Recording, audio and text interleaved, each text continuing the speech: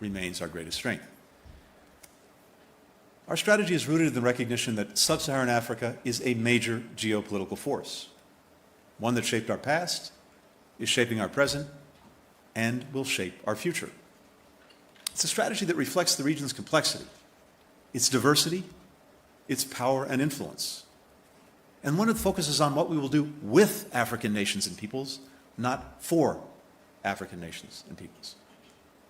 Put simply, the United States and African nations can't achieve any of our shared priorities, whether that's recovering from the pandemic, creating broad-based economic opportunity, addressing the climate crisis, expanding energy access, revitalizing democracies, strengthening the free and open international order. We can't do any of that if we don't work together as equal partners. So today, I'd like to focus on 4 priorities that we believe we have to tackle together, which are at the heart of the U.S. strategy for sub-Saharan Africa. First, we will foster openness, by which we mean the capacity of individuals, communities, and nations to choose their own path and shape the world we live in. When leaders of newly independent African nations came together in 1963 to establish the Organization of African Unity, the predecessor of the African Union, here's how they began their charter. Convinced that it is the inalienable right of all people to control their own destiny. It was a conviction born of the struggle of generations of Africans whose destiny had been determined by colonial powers. This inalienable right depends on a system of rules and principles, which Africans have helped forge over decades through their leadership in institutions like the United Nations and the African Union. And yet, too often, African nations have been treated as instruments of other nations' progress rather than the authors of their own. Time and again, they have been told to pick a side in great power contests that feel far removed from daily struggles of their people. The United States will not dictate Africa's choices. Neither should anyone else. The right to make these choices belongs to Africans, and Africans alone. At the same time, the United States and the world will look to African nations to defend the rules of the international system that they've done so much to shape. These include the right of every country to have its independence, its sovereignty, its territorial integrity respected, a principle at stake now in Ukraine. We believe that all nations should be able to stand up for the right of a country not to have its borders redrawn by force. For if we allow that principle to be violated anywhere, we weaken it everywhere. Openness also means creating pathways for the free flow of ideas, information, investment, which in the 21st century requires digital connectivity. So the United States is partnering with African governments, businesses, entrepreneurs to build and adapt the infrastructure that enables that connectivity. An open, reliable, interoperable, secure internet, data centers, cloud computing. That's what happened in March, when Mozambique became the first African country to license SpaceX's Starlink technology. That uses satellites to provide internet service, and it's going to help expand access and lower costs for people throughout the country's rural areas. Now, one reason internet service is so spotty in places like Mozambique is because providers rely on data centers that are hundreds or even thousands of kilometers away. We're working with African countries and businesses to change that. The U.S. Development Finance Corporation is putting $300 million in financing toward developing, building, and operating data centers across the region, including here in South Africa. We recently awarded a $600 million contract to build an undersea telecommunications cable that will stretch over 17,000 kilometers from Southeast Asia through the Middle East, the Horn of Africa, to Europe, delivering high-speed, reliable, secure connections for people across the continents. The way this infrastructure is built will reverberate for decades. After all, we've seen the consequences. When international infrastructure deals are corrupt and coercive, when they're poorly built or environmentally destructive, when they import or abuse workers, or burden countries with crushing debts. That's why it's so important for countries to have choices, to be able to weigh them transparently with the input of local communities without pressure or coercion. Now, for as long as they've had their independence, African countries have also recognized that the right of nations to chart their own path is bound up in ensuring the right of individual citizens to do the same thing. So this brings me to our second priority, working with African partners to fulfill the promise of democracy. The overwhelming majority of people across Africa prefer democracy to any other form of government. Even greater majorities oppose the authoritarian alternatives to democracy. More than 70% reject military rule. More than 80% reject one-man rule, according to the Africa-based polling organization Afrobarometer. African citizens want democracy. That is clear. The question is whether African governments can make democracy deliver by improving the lives of their citizens in tangible ways. That is a challenge that is not unique to Africa. It's one facing democracies in every part of the world, including the United States. And it's a problem that won't be fixed by maintaining the same approach. So, here's what we'll do differently. We won't treat democracy as an area where Africa has problems and the United States has solutions. We recognize that our democracies face common challenges, which we need to tackle together as equals alongside other governments, civil society, and citizens. That was the spirit that animated the 100 countries that came together for the Summit for Democracy President Biden hosted last December. It will drive the African Leaders Summit that the United States will host this December for the first time since 2014, providing an opportunity to build greater momentum around tackling shared priorities. We'll work with partners to tackle 21st century threats to democracy, like misinformation, digital surveillance, weaponized corruption. We'll launch a novel approach to good governance, the Global Fragility Act, which will make a decade-long investment in promoting more peaceful, more inclusive, more resilient societies in places where conditions are ripe for conflict, including Mozambique, which we spoke about today. The coastal West African countries have been in, Cote d'Ivoire, Ghana, Guinea, Togo. In each of these places, we're starting by asking our local partners where our help can make the biggest difference. And we're drawing on decades of lessons learned in conflict prevention, such as cultivating relationships between community leaders, government officials, and security forces, which are vital to diffusing tensions before they erupt into violence, and building resilience to the destabilizing impacts of climate change, like more frequent, more severe droughts. Thanks to bipartisan support in the United States Congress, this initiative can count on $200 million a year in funding, every year, for 10 years. That's the kind of horizon that will allow us to look beyond quick fixes. We'll focus on the connection between democracy and security. History shows that strong democracies tend to be more stable and less prone to conflict, and that poor governance, exclusion, and corruption inherent in weak democracies makes them more vulnerable to extremist movements as well as to foreign interference. That includes the Kremlin-backed Wagner Group, which exploits instability to pillage resources and commit abuses with impunity, as we've seen in Mali and the Central African Republic. The United States recognizes that African countries face real security concerns, and that countless communities are afflicted by the twin scourges of terrorism and violence.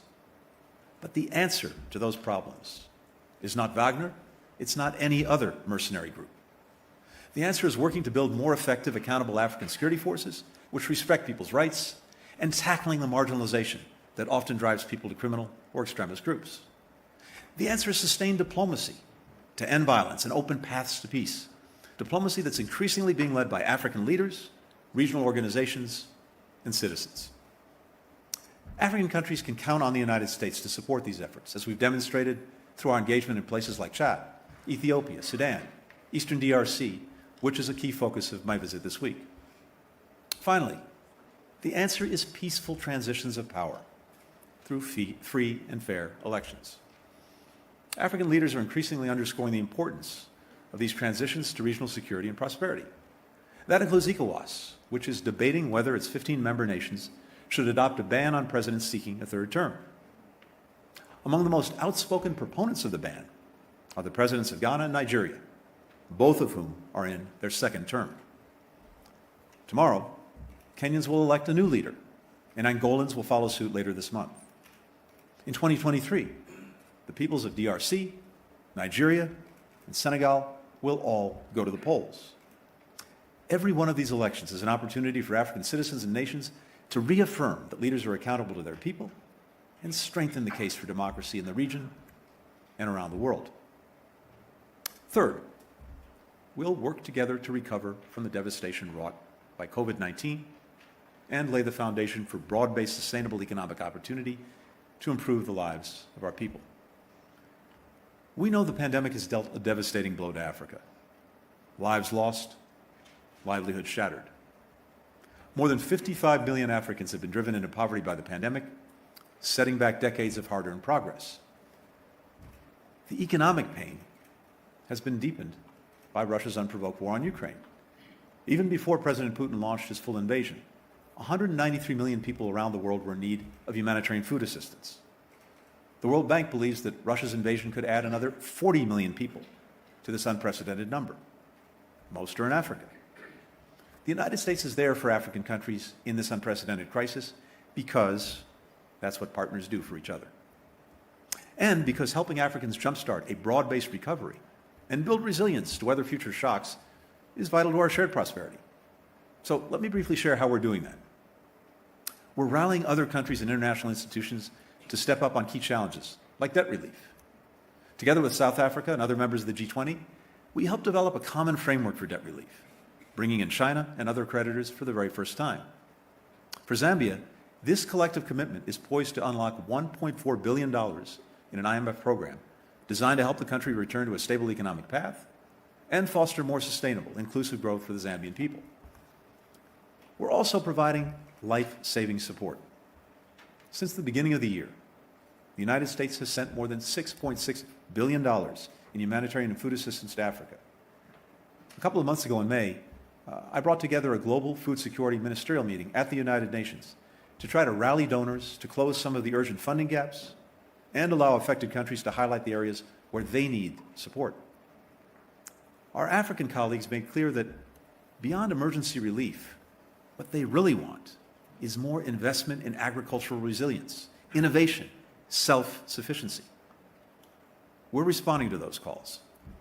Our initiative, called Feed the Future, will invest $11 billion over 5 years in 20 partner countries, 16 of which are in Africa. And a new initiative we launched with the United Arab Emirates is turbocharging investment and innovation in climate-smart agriculture.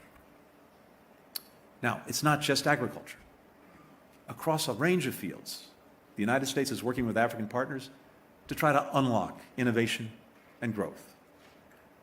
As we do, we're building on African-led initiatives, such as the Africa Continental Free Trade Area, which, when fully implemented, will comprise the 5th largest economic bloc in the world, and also the African Union's Agenda 2063. Now, think about infrastructure for a minute.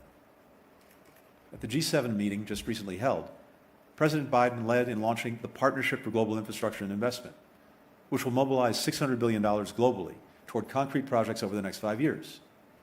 The United States is committed to raising $200 billion toward this effort, and we're already implementing projects that are focused on health, on digital infrastructure, empowering women and girls, energy and climate. Consider youth.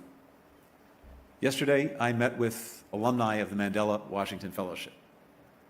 Since President Obama launched the program 8 years ago, more than 5,000 rising leaders from every country in sub-Saharan Africa have come to the United States for academic and leadership training, building skills and, as important, relationships that will last a lifetime. The broader YALI network, which provides tools, resources, a virtual community for young African leaders, now has more than 700,000 members. Consider what we're doing in health. In 2003, President George W. Bush created PEPFAR to make a transformational investment in HIV prevention, detection, treatment, and care. It's one of the greatest initiatives I think the United States has undertaken in my lifetime. Since that time, we've invested over $100 billion in the effort, nearly all of it in partners in sub-Saharan Africa.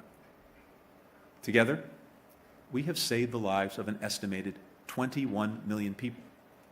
We prevented millions more infections, including 5.5 million babies born HIV-free. Now, think about that for a second. These are big numbers, and we talk about numbers, and it sometimes defies us really understanding what it's all about. Each of these numbers is an individual life, an individual destiny, an individual story. And thanks to this incredible work, those stories have continued. And they're going to contribute so much to the world that we share. Today, PEPFAR supports 70,000 health clinics, 3,000 laboratories, 300,000 health workers, and countless DREAMS ambassadors who help keep adolescent girls and young women safe from HIV, including, I think, some who are with us today in this audience. These efforts are making a lasting difference in the lives of millions of Africans. That's what we've seen during the pandemic, when, in addition to providing more than 170 million doses of safe, effective COVID vaccines to African countries, free of charge and with more to come, the health systems we built together over decades have saved countless lives. Clinics that we built together attended to people with the most severe COVID cases. Community health workers we helped train have gone door to door, getting jabs into arms. Research partnerships that we've co-developed have led to breakthroughs in identifying new variants of COVID and treatments. Meanwhile, our partnerships with national and regional health institutions, like the Africa CDC, have helped detect and respond to new outbreaks, like our recent collaboration with Ghana to contain that country's first case of Marburg disease. And where the pandemic has also exposed gaps, we're working to address them together. Back in February, I brought together foreign ministers from 40 countries, including Minister Pandor, as well as multilateral bodies like the African Union. We put together a global action plan that defines key priorities like ensuring more equitable distribution of vaccines, and we set concrete targets. Then we divided up responsibility among our nations to meet those targets, drawing on our complementary strengths. And we're getting together regularly to make sure that we're tracking our progress. Together with South Africa, Indonesia, and other G20 members, we also stood up a historic new fund at the World Bank and the World Health Organization for pandemic prevention, preparedness, and response. This will be critical in providing sustainable support to strengthen the health security of countries and regions in need and break the cycle of crisis and neglect. We go through this every time. Major crisis, we rally, we mobilize. The crisis is over, we go back to business as usual. We can't afford to do that, and we won't. We've also heard the desire of African countries for vaccine self-sufficiency. We're working together to help you achieve it. In November, I visited one of the vaccine production facilities that we're helping support in Senegal. And just last month, the U.S. National Institute of Allergy and Infectious Diseases teamed up with Afrigen to share technical expertise on the development of next-generation mRNA vaccines, as well as therapeutics. And that is happening right here in South Africa. All of this collaboration is in our mutual interest, because as the pandemic has demonstrated, as long as any of us are at risk, all of us are at risk. That brings me to the final area where our partnership is crucial: leading on clean energy transition that saves our planet, adapts to the effects of climate change, and provides energy to power economic opportunity. The United Nations recognizes Africa as the most vulnerable region in the world to the effects of climate. Not too long ago, we had to imagine those effects. Today, we're living them.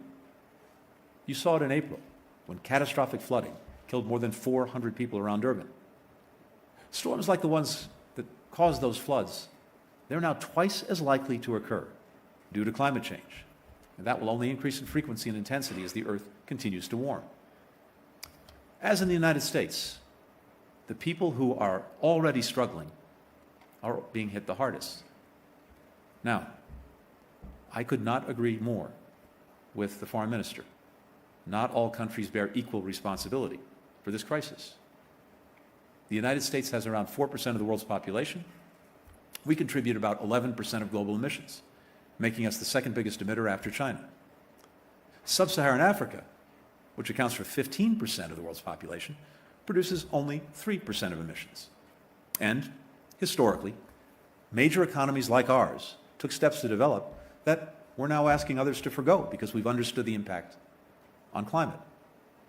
We recognize this imbalance places a greater responsibility on countries like the United States, both to reduce our own emissions, but also to help other countries make the transition to clean energy and adapt to a changing climate.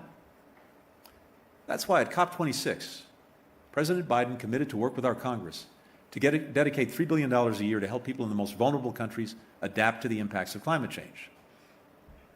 As home to 17 of the world's 20 most climate vulnerable countries, much of this aid will go to sub-Saharan Africa. And we will look to build on these and other efforts at COP27 in Egypt later this year.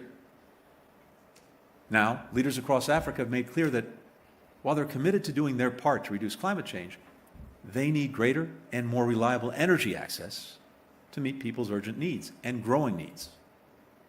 We hear you. We know that this transition will not look the same in every country or community, that it will need to be tailored to individual capacities and individual circumstances. And the United States is committed to working closely with you as you determine how best to meet your specific needs for expanded energy access and economic development, as well as the climate targets that you've set. We're also committed to helping you support the workers and communities who will bear the greatest short-term costs of the shift to clean energy. All that is part and parcel of making what we call a just energy transition. But I think it's a mistake to think about climate only through the prism of threats, burdens, or to frame this as a choice between preventing a catastrophe and creating opportunities. We have a once-in-generations opportunity to expand energy access and create opportunities for Africans and for Americans. That's what President Biden means when he says, when I think of climate change, I think jobs. We're already showing how that can be done. In Ghana, we're working with partners to build West Africa's first hybrid solar hydro plant. It's going to improve reliability, reduce costs, and cut more than 47,000 tons of emissions every year. That is the equivalent of taking about 10,000 cars off the road. In Kenya, where 90% of the energy comes from renewable sources, U.S. firms have invested $570 million into off-grid energy markets, creating 40,000 green jobs. We're also working together to conserve and restore the continent's natural ecosystems, crucial to reducing emissions and preserving the continent's unique, extraordinary biodiversity. That means delivering real incentives for governments and communities to choose conservation over deforestation, not just pledges, because the lasting consequences of losing forests like the one in the Congo Basin, the world's first lung, they will be devastating and irreversible for local communities as well as for communities around the world. If you step back and think for a minute on the priorities that I've set out today, the reality is that every single one of them was championed by Africans first. The interconnectedness of our health and our climate, the principle that all nations should have the right to choose their own fate, the idea that inequity within and between nations threatens our shared security and prosperity. For decades, African citizens, African countries, the bloc of African nations pushed for these very priorities. And today, to the benefit of people in the United States and all nations, these are the world's priorities.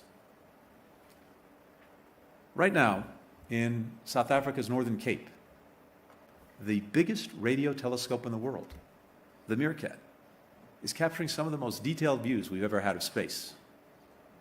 A series of images released in January show kinetic bursts of energy, incandescent reds and oranges, generated by 100 million stars in the Milky Way, 25,000 light years away. Producing just one of these images required 70 terabytes of data. It took 3 years to process, part of the cutting-edge research being led right here in South Africa. And this in a country where, as one scholar wrote, and I quote, prior to 1994, public investment was largely an instrument for advancing the objectives of the apartheid government. That was Dr. Pandor, by the way, writing when she was serving as Minister of Science and Technology. When Meerkat's images were published, the chief scientist at the South African Radio Astronomy Observatory said, "The best telescopes expand our horizons in unexpected ways." Just think for a moment of all the horizons expanded by those images. Think of the scientists around the world using Meerkat's data to unpack the greatest mysteries of human existence, like whether there's life beyond Earth. Think of the South African school kids who regularly visit Meerkat 64's massive antenna and imagine all the things that they will be inspired to do. What's true of the best telescopes is true of the best partnerships. They expand our horizons in unexpected ways. To solve problems, yes, but also to marvel, to explore, to inspire. There is so much more for African nations and the United States to do together across so many fields, including some we may not even have discovered yet. As partners, that horizon is ours to make. Thank you very much.